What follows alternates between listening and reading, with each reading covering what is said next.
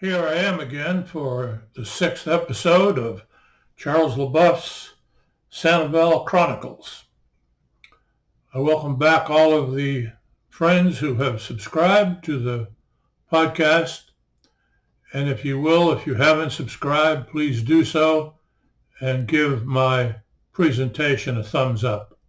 That will certainly help me climb in the roles of YouTube videos. I still haven't approached the goal of 100 subscribers. I'm getting close. I have decided, because of my wife's enthusiasm, that I continue the episodes and hopefully will soon reach that 100. And then I'll hope to continue my glide ascending Mount YouTube. So today I'll continue with my alligator discussion relative to the alligators of Sanibel. In 1963, Tommy Wood, the refuge manager, had a change of heart because of the increasing complaints from new people that were moving to the island after the causeway was completed in 1963, and to reduce these complaints, I was then told I could capture and relocate alligators on the island. So I started that in 1963. Also in 1963, the U.S. Fish and Wildlife Service appointed me to be their representative on the American Alligator Council. I was on the American Alligator Council from 1963 until 1966. Back in the early 60s, the alligators in the country were in deep trouble. Poaching was rampant. They were losing ground continuously. The numbers of alligators were decreasing everywhere in Florida. So this Alligator Council consisted of representatives from state game commissions. Louisiana and Florida and some of the other states were representative. Commercial interests like the former Belk Lindsay Senate representative, and Archie Carr, the famous Florida biologist who went on to be a very important person in sea turtle conservation, was also on that council, and that's when I first met Archie in 1963. The alligators of Sanibel were basically holding their own. And what I plan to do now, without spending a great deal of time, is tell a few stories about alligators and my interaction with them, how a couple of them impacted me.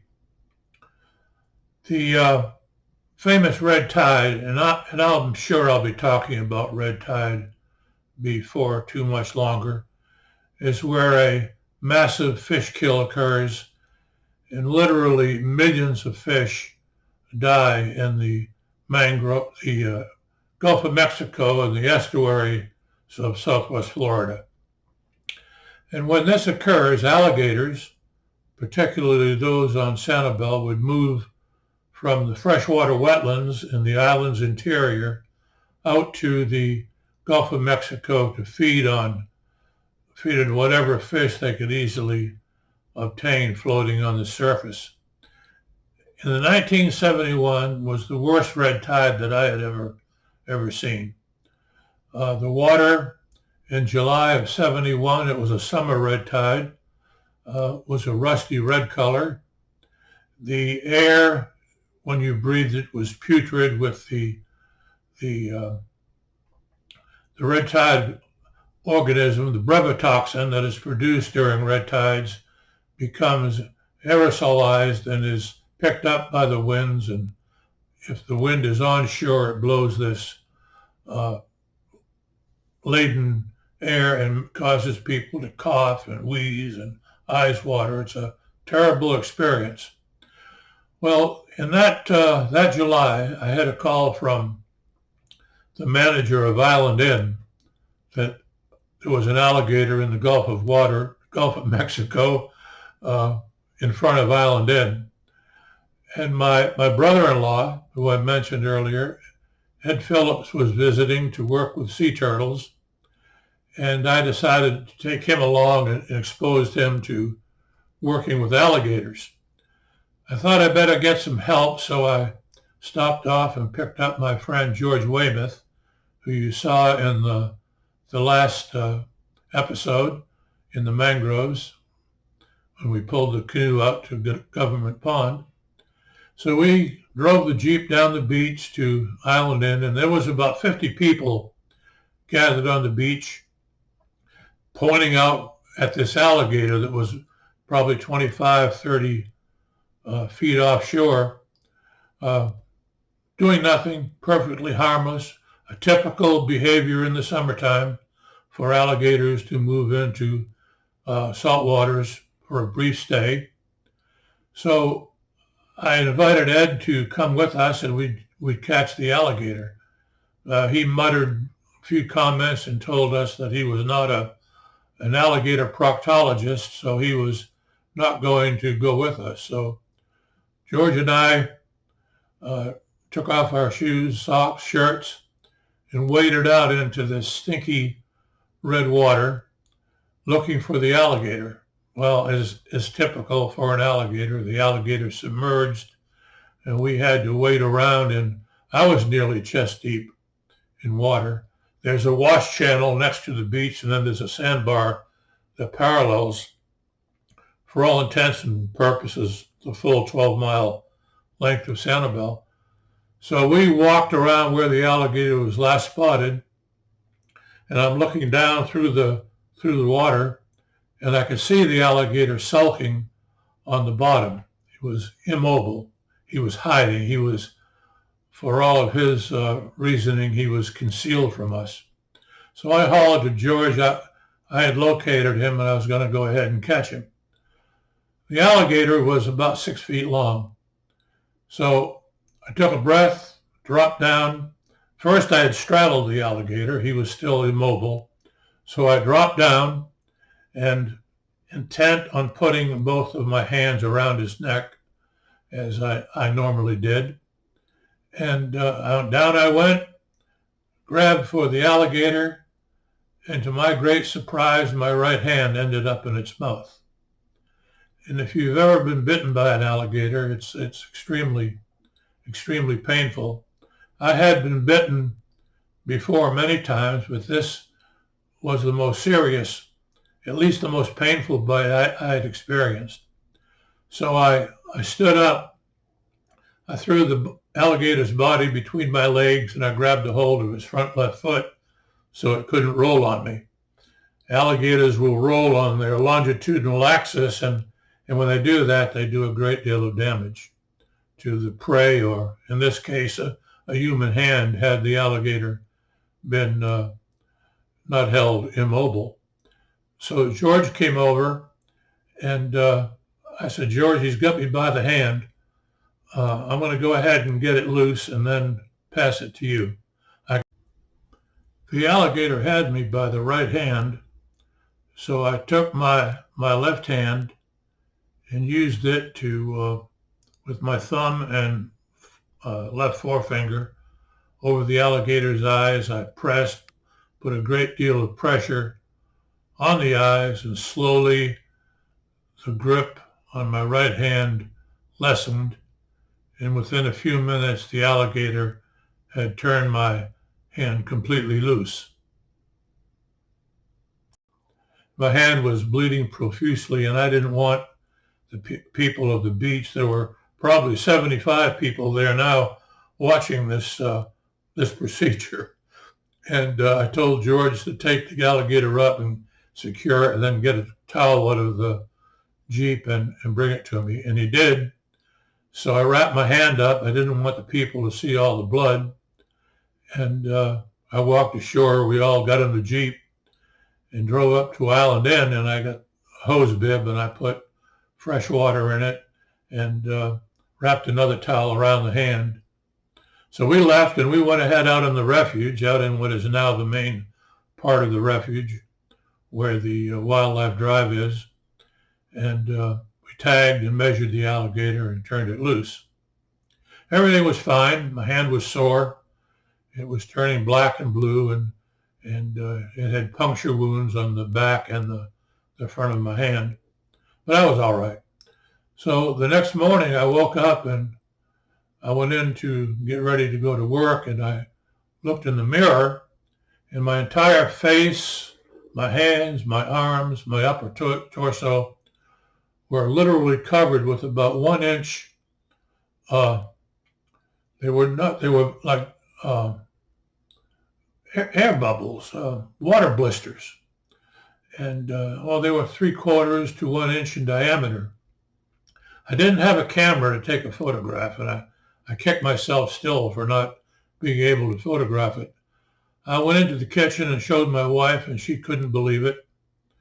I wasn't feeling any ill effects, so I went on to work, and I showed the staff in the refuge office what had happened. But in a few days it was gone. I believed I had received an alligator-induced inoculation of brevetoxin in my hand, and it had affected me with not at least any noticeable long-term effects. So this was a painful bite. It sort of hesitated me. It wanted me to reduce the size of the alligators, getting back to the smaller ones. And then I believe it was 1972, 73, somewhere in there, a woman on Sanibel Captiva Road, I've forgotten the family's name, had an alligator that would come out of a canal and bask in their backyard. The alligator was perfectly harmless. It wasn't bothering anyone. It would come out, bask in the sun, and go back in the water. But she was afraid of the alligator. So I decided I'd go ahead and catch the alligator. I saw the alligator. It was a sizable alligator. It was close to 8 feet long, like the one George Weymouth, size-wise, was holding in the last episode. So it had a definitive trail where it came out of the water and went up to its basking site. So I knew it traveled this trail routinely, so I set a snare and suspended it over the route the alligator took, and told the woman to call me when and if it was caught. The next morning, she called the refuge and told me the alligator had been caught by the rope and it was back in the water. So Bob Sabatino, who was a very popular fishing guide in the winter months when the tourists were crowding Sanibel, he conducted his fishing and shelling trips at that time. And in the summertime, during the slack season, he worked at the refuge. So I took Bob with me, and we got the gear we would need together, and I got in the pickup truck, and Bob and I took off for the house on Sanibel Captiva Road. This is a photograph of Bob. We're inspecting the dike that is now the Wildlife Drive after a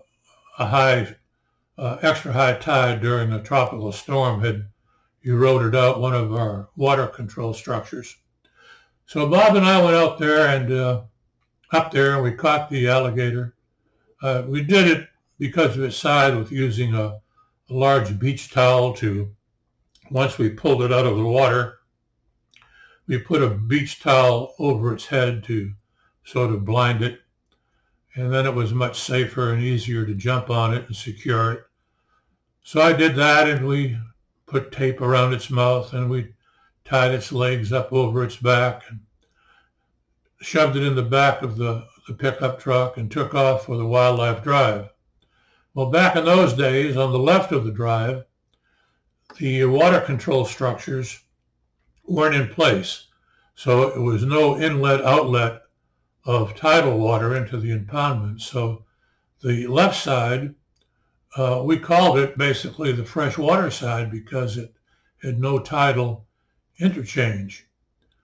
So I went over to that side of the dike, and we cut the alligator loose and released it, and it took off for the tidal side, and I didn't want it to go into the salt water. I wanted it to go in the fresh. So rather than leave well enough alone, I tossed the towel over it and jumped on it. I don't know what happened, but that thing threw me every which way but loose. I had a grip around its neck, but it threw me sideways. And next thing I knew, the alligator's mouth is here, trying to shave me. And that was a very, very frightening situation. So I told Bob to grab hold of it, and I was holding it the best I could away from me, and we managed to get it far enough away and let it go wherever the heck it wanted to go. So at that point, I decided I was going to curtail my capture of live alligators. No matter how much the people complained, they were going to have to learn to live with it. So we launched an educational program in that respect. So alligators continued to be a problem on Sanibel. And then in 1974, I'll touch on this in more detail later, I was elected to the Sanibel City Council. And one of the things that I'm pleased that I accomplished in that 2 terms that I served was to develop an ordinance prohibiting the feeding of alligators on Sanibel. And that ordinance passed unanimously. So feeding alligators, like many tourists were doing, was prohibited. It became an enforcement problem, but over time it worked. And then within a few years, the state of Florida came around and made feeding alligators prohibited statewide. So that helped a little bit. So I began to back off from the alligators, and a few people on the island got together, I was included. They formed the Southwest Florida Alligator Association. And people like, here's a photograph. Left to right is Mark Westall. In the center is George Weymouth again. And on the right is George Campbell.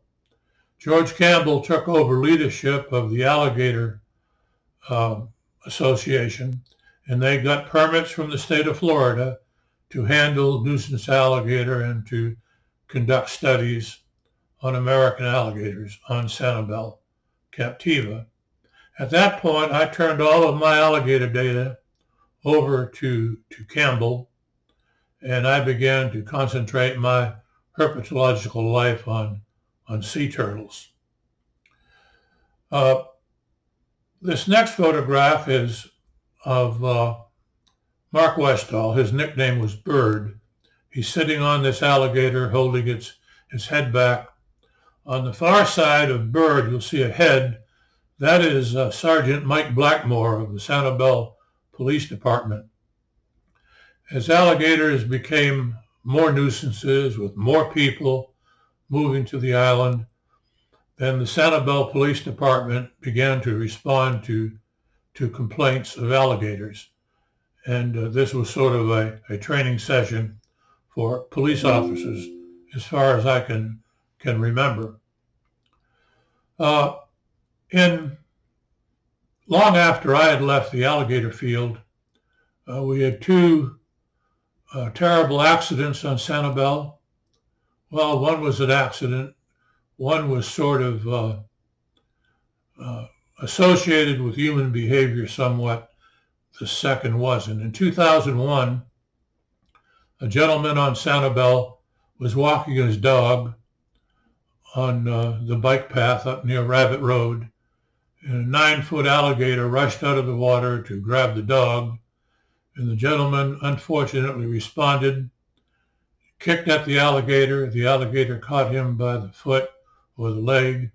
He rolled several times and removed the man's leg. the man bled out on the beach or the canal bank. I did not know him personally. I knew of him and I knew his contribution to the island. And then in 2004, a young lady who was a very popular landscaper on Sanibel, I knew her personally, and she was a friend of my daughter Leslie's. She was on a landscaping job when a 12-foot alligator, entirely on its own volition, charged out of the water, dashed 15 feet up the bank, and grabbed this lady and began to pull her into the water.